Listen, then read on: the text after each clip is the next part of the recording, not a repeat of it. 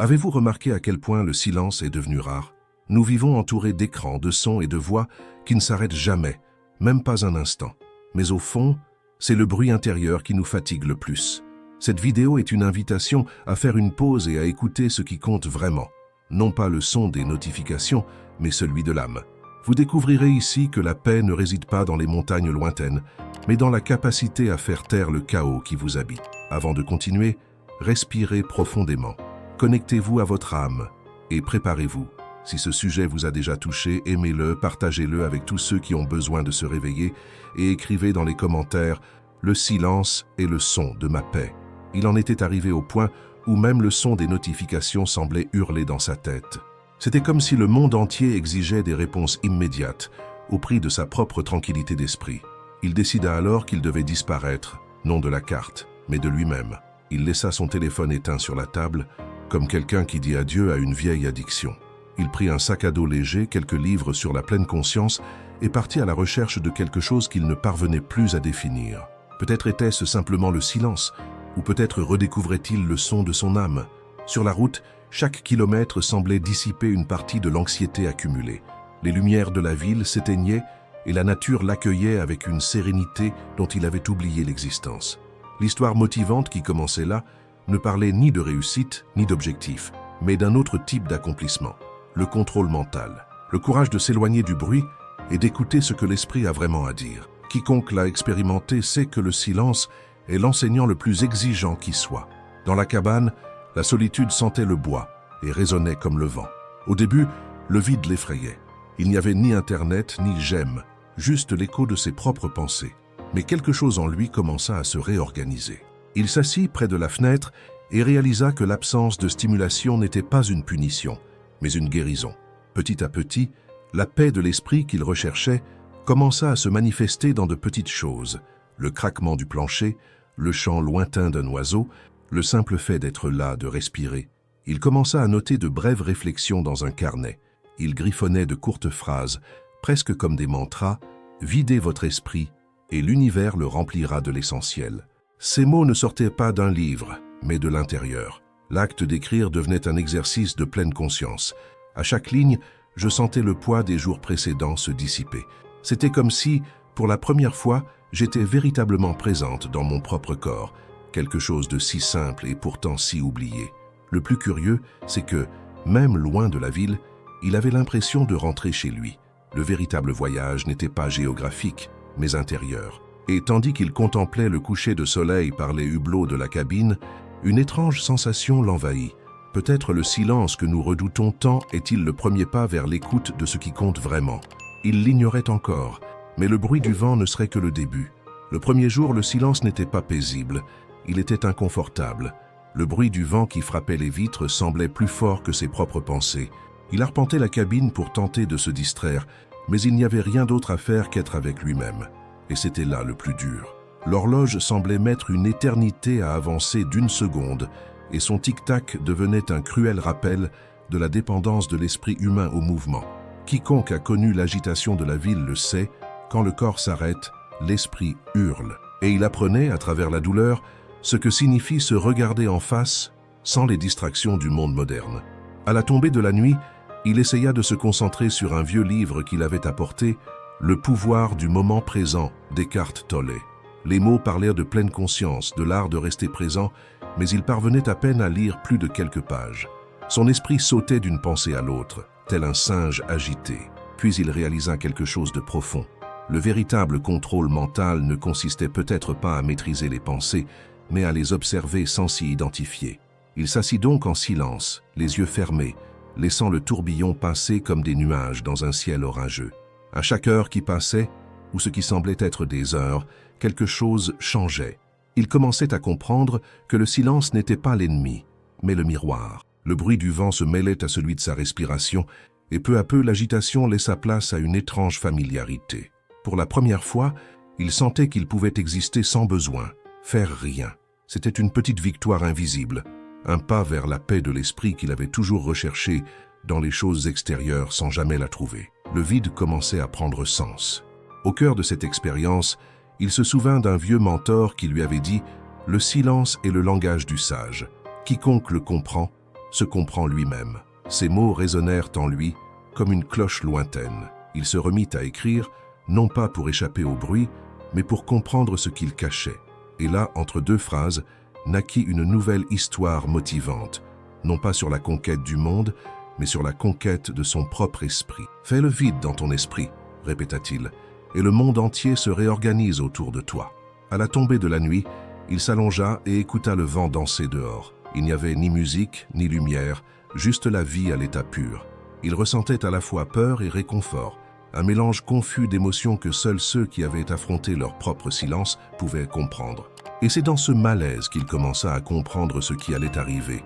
Le véritable bruit était toujours à l'intérieur, attendant d'être entendu dans l'obscurité de la nuit. À la tombée de la nuit, le véritable défi commença. Dans l'obscurité, les souvenirs revinrent tels des fantômes, chacun portant un poids qu'il croyait avoir oublié. Les vieilles disputes, les mots non prononcés, les occasions manquées, tout semblait vouloir être entendu. Et à cet instant, il comprit pourquoi tant de gens fuirent le silence. Il nous force à entendre ce que nous essayons d'enfouir. Le contrôle mental ne consistait pas seulement à méditer. Il s'agissait de ne pas devenir fou face à son propre esprit. La cabane devint le miroir de l'âme, et le reflet n'était pas toujours beau. Alors que le vent soufflait et que le froid s'intensifiait, il songea à abandonner. La solitude lui semblait insupportable, mais quelque chose en lui murmurait « Reste, affronte-la », et il le fit. Il prit une grande inspiration et commença à observer le chaos intérieur avec curiosité, non avec peur. C'était comme regarder une tempête se préparer en lui, mais sans se mettre à l'abri. Avec le temps, ou peut-être avec courage, il commença à comprendre que chaque douleur était un appel à l'attention. Et cette pleine conscience commença à guérir de vieilles blessures, sans besoin de mots, juste de présence. À un moment donné, il pleura. Non pas de tristesse, mais de libération. C'était comme si le poids de tant d'années s'envolait en larmes silencieuses. Il réalisa que la paix de l'esprit n'arrive pas brutalement. Elle arrive lentement, comme une aube timide.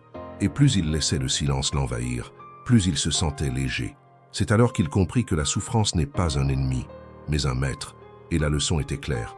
Videz votre esprit du passé, sinon le passé envahira le présent. À l'aube, il ouvrit la fenêtre et leva les yeux vers le ciel étoilé. Tout était silencieux, mais en lui, quelque chose s'était éveillé. La nature semblait répondre à son état intérieur, comme pour lui dire « Maintenant, tu me comprends ». Et soudain, le froid cessa d'être inconfortable. Il devint présence. L'obscurité cessa d'être peur. Elle devint repos. La nuit n'était plus un ennemi. C'était un temple où il renouait avec ce qui ne l'avait jamais abandonné, sa propre conscience. Et c'est dans cet état, entre sommeil et éveil, qu'une profonde pensée surgit. Peut-être le silence ne détruit-il pas, peut-être le silence reconstruit-il. Peut-être, au fond, ce qu'il appelait la solitude n'était-il qu'un rappel de l'éloignement qu'il avait pris de lui-même. Et il ignorait que l'aube lui apporterait une révélation qui changerait à jamais sa vision du monde. Le soleil se leva lentement, teintant le ciel de teintes dorées. Il était assis devant le lac, les yeux encore humides, mais désormais apaisés. Le reflet dans l'eau révélait plus que son visage, il révélait sa transformation. Le silence, autrefois douloureux, l'accueillait désormais comme un vieil ami. Pour la première fois, il comprit que le silence n'est pas le vide, mais l'espace.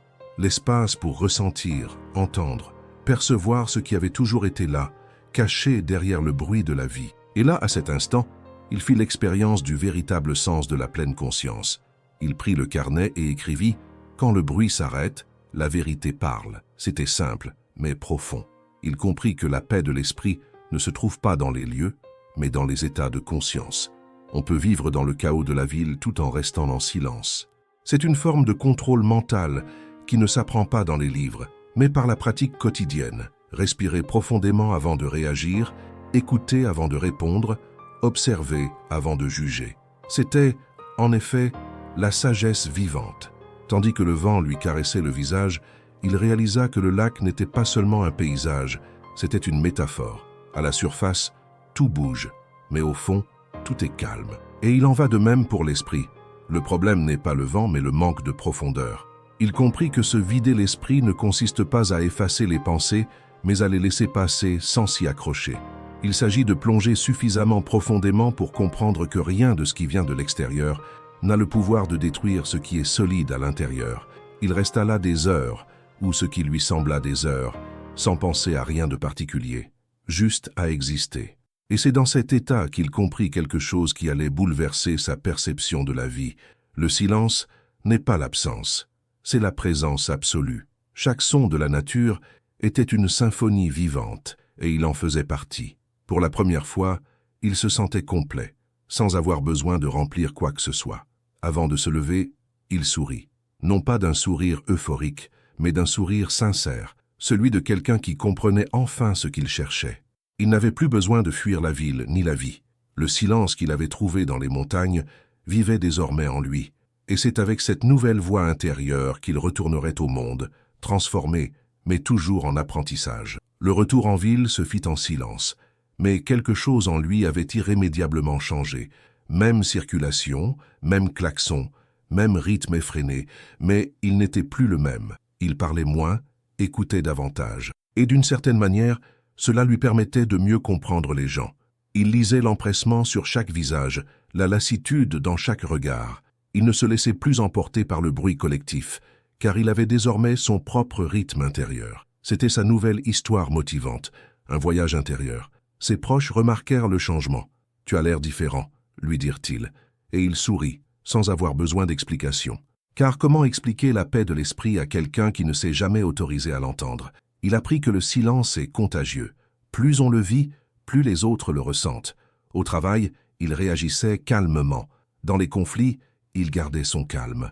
Et quand quelque chose le mettait en colère, il prenait une grande inspiration, se souvenant du lac, l'endroit où il avait appris le pouvoir du véritable contrôle mental.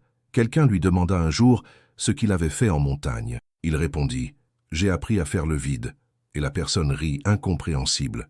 Mais il ne fut pas offensé. Il réalisa simplement que chacun s'éveille à son rythme.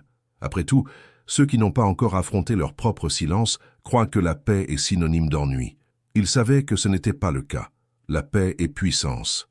C'est la concentration. C'est une conscience élargie.